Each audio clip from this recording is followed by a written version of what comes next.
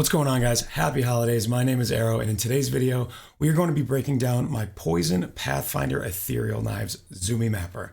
Let's go.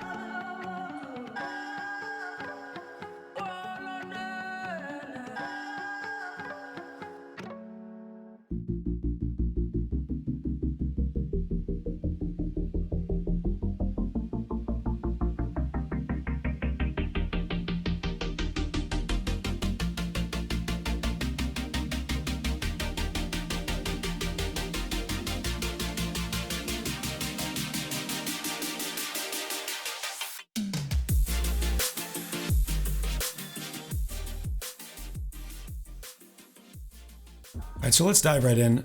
Let's talk about the pros and the cons of this build. Why should you play this build? You want a map, this build is for you.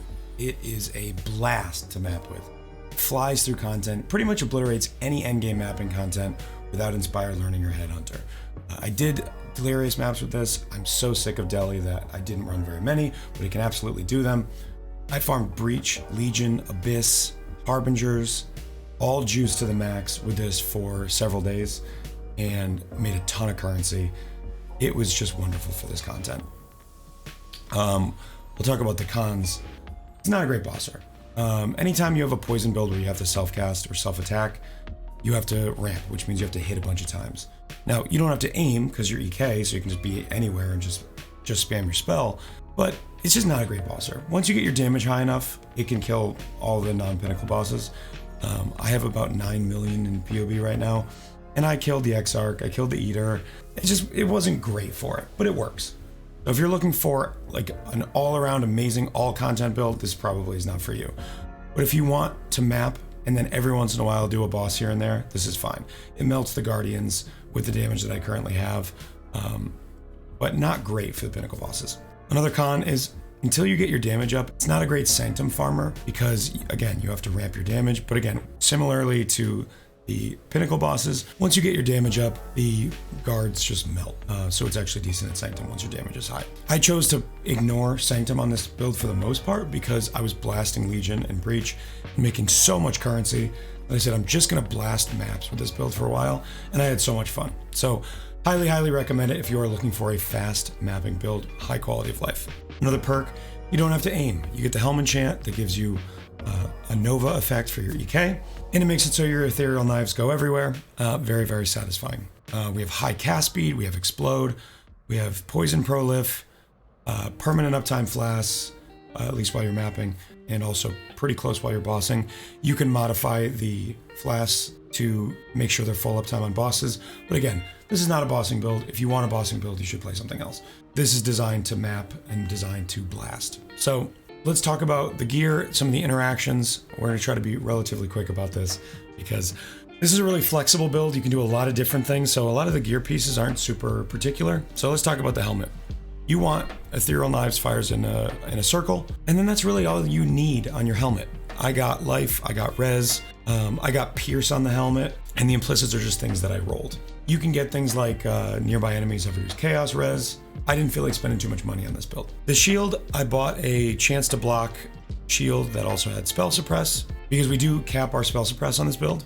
And also I really like getting some block when you go alongside of an evade cap build. We get to 94%, I think, with the current setup, chance to evade hits. And then once your evasion is checked, if it fails, 1 in 20 or so at cap, you now have a 39% chance to block that hit, which just means when attacks are coming in, you're just not gonna get hit pretty much ever. On top of that, we have the 100% spell suppress, super, super nice. Everybody loves spell suppression. I don't need to explain that. So this shield, I just wanted to get block, I wanted to get life and some chaos res, fizzes extra chaos, a little bit of damage. You can also get a +1 here, which would be way more damage. I elected not to do that just because, I didn't want to spend a lot of money. So this shield cost me, I don't know, 25C total to buy the base and craft it.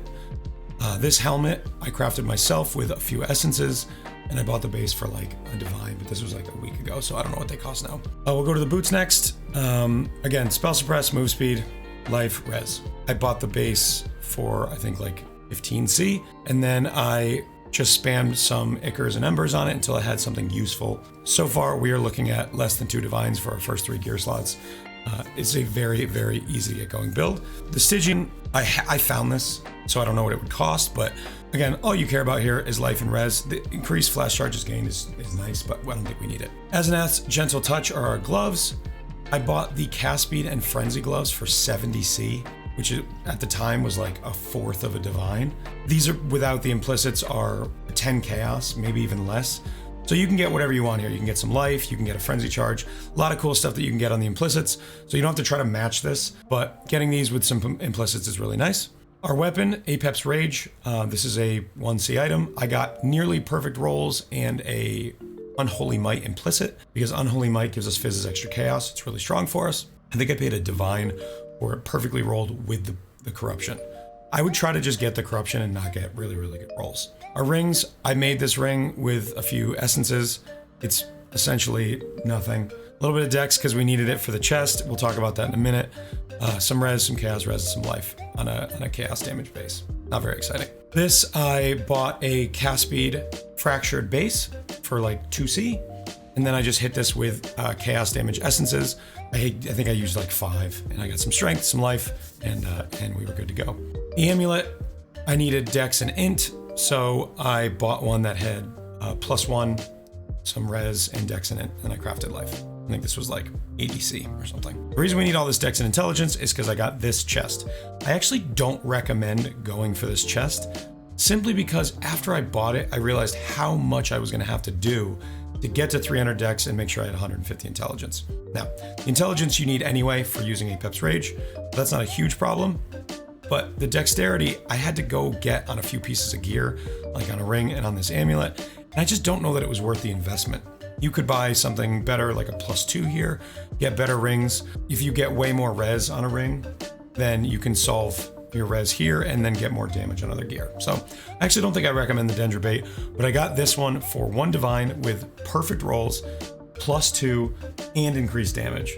And then I linked it myself with Tainted Jewelers and Fusings for I think maybe 100C. So if you're going to get yourself a 6-link, get +2. You can use Cherubims, you can use Skin of the Loyal, Skin of the Lords. The Dendrobate is good too if you don't mind getting the stats. Anything with +2 is going to be really, really strong. But I actually don't recommend the Dendrobate simply because of how hard it is to get the dex and int and all the sacrifices you have to make. It also makes it cost more mana because it has level 10 chance to poison attached to it, which actually is not that much damage for us. So probably Skin of the Lord, Skin of the Loyal, or just a +2, anything else. Since we're a Pathfinder, we'll talk about our flasks. A level 21 Despair Curse on a Witchfire Brew is awesome. This is a once a unique, and having full uptime of this curse means you're pretty much getting maximum damage out of your Despair, and you don't have to cast it yourself. It doesn't count as a Blasphemy aura because it's not Blasphemy, it's just an aura. So you get the full effect of level 21 Despair, a lot of damage. We use a Life Flask for bleeding and healing. We'll talk about that one last. The Jade Flask gives us some move speed, some evasion, helps us get to cap. This one's not very well rolled, but I do have increased effect on my rares, or on my magic flasks, because we can keep them up while mapping, no problem, because we are a Pathfinder. And lastly, the most important flask, the one that makes this build really interesting, is Onslaught. Now, Onslaught was changed to be a buff this league, and now you can get increased effect of Onslaught on a flask, and it increases the effect of Onslaught on you. So if you get an Onslaught flask and give it increased effect from your flask, and also as a Pathfinder, you end up getting tons of flask effect, which equals tons of cast speed, which is really, really good for your attack speed, or your cast speed, excuse me. Obviously you can see how fast we're casting, but it doesn't just do that. Onslaught gives us attack speed, which means when let's reset our flask here. When all of our flasks are up, we have a ton of attack speed for shield charging, just from one flask. We get no other attack speed, and while you're mapping and all your buffs are up, you fly with shield charge. It's really, really strong. All right, we'll talk about the tree. So getting chance to poison on a spell is actually trivially easy. One of the ways that you can do it is Septic Spells. This is an incredibly strong damage node all on its own. It gives you cast speed, and it gives you damage over time for poison, but it also gives you 20% chance to poison on hit. So we run a couple of those just for damage, which gives us 40% chance to poison. Then we have more over here. We have a Herald of Agony. We are way overcapped on poison chance. We don't take any of it intentionally. We don't need to go get poison chance. So running 2 large clusters is the damage route. I started with coming down here. I got more flask effect. I got more life. I solved more spell suppression here, but I decided that I wanted to get more damage, and it was the right move. Getting damage was better. So we're running 2 large clusters, Unholy Grace and Touch of Cruelty. So we're hindering and slowing enemies and doing more damage to them. And the same thing over here. Our mediums are Student of Decay, which gives us Chaos Res and Dot, and Wicked Paul. Same thing on this side. That actually helps us. We have 76 total Chaos Res, which is super nice. Circling Oblivion. You don't want to get too many of these because it'll make your duration too long, and then it'll give you fake POB DPS. We only use 2 of these to get some more duration. And then Septic Spells. We're taking basically all the poison damage that we can. Some down here, there's some over here. And then we take Atrophy. This is just Chaos Dot. We get Spell Suppression here and here. We're actually, at the moment, only Spell Suppress cap when we're on full life. I tried it both ways, and I didn't find that I was dying anymore.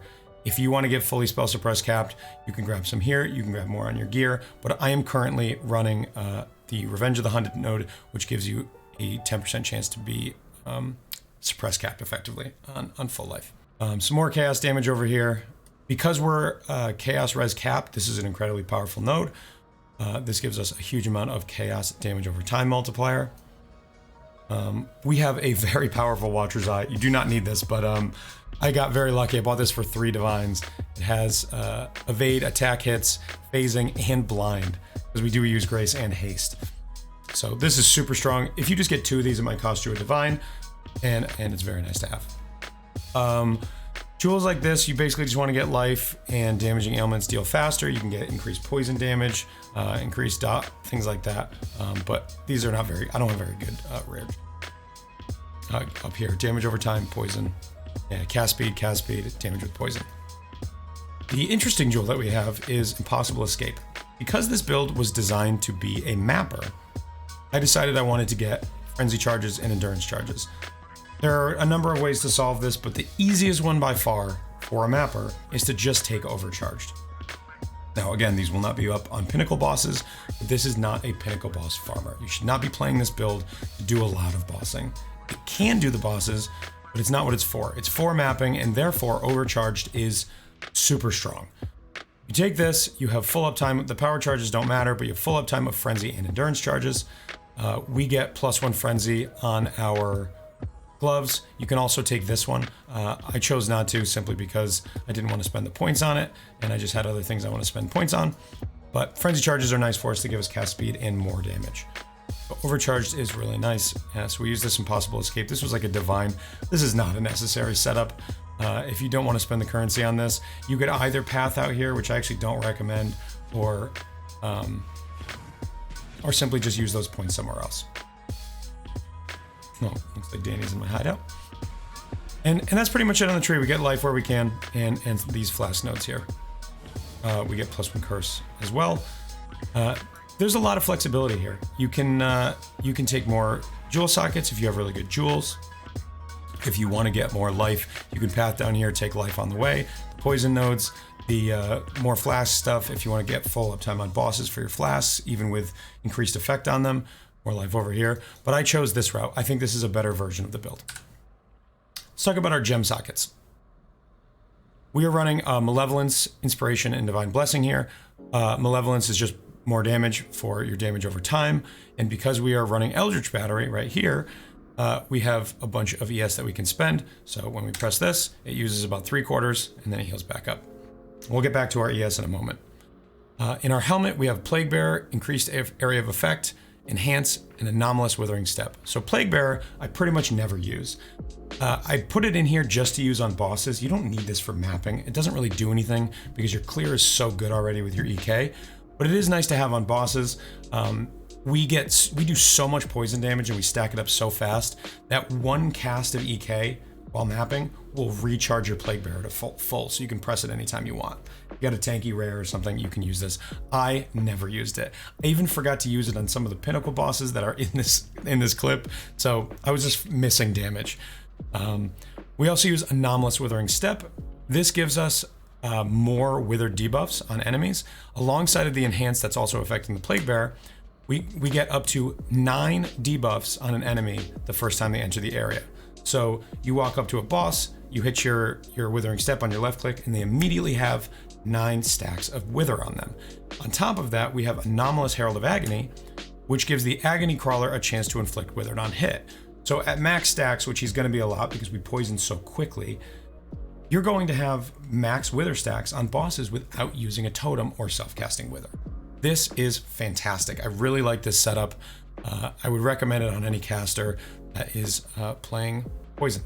All right, we'll go to the shield. We have a cast when damage taken, Immortal Call, pretty basic. But after that, we have Void Sphere. This was recommended to me by a viewer who said, I basically said, hey, got anything interesting that we can put on our cast when damage taken? I've got an extra gem slot here. What should I do with it? We tried Tornado. I don't know if that was giving us any extra damage or not. We tried a few things, and then I tried Void Spear. Shout out to Spaz. This basically sucks all the enemies into a little group. So when you're doing things like Breach, Legion, you're going to take hits.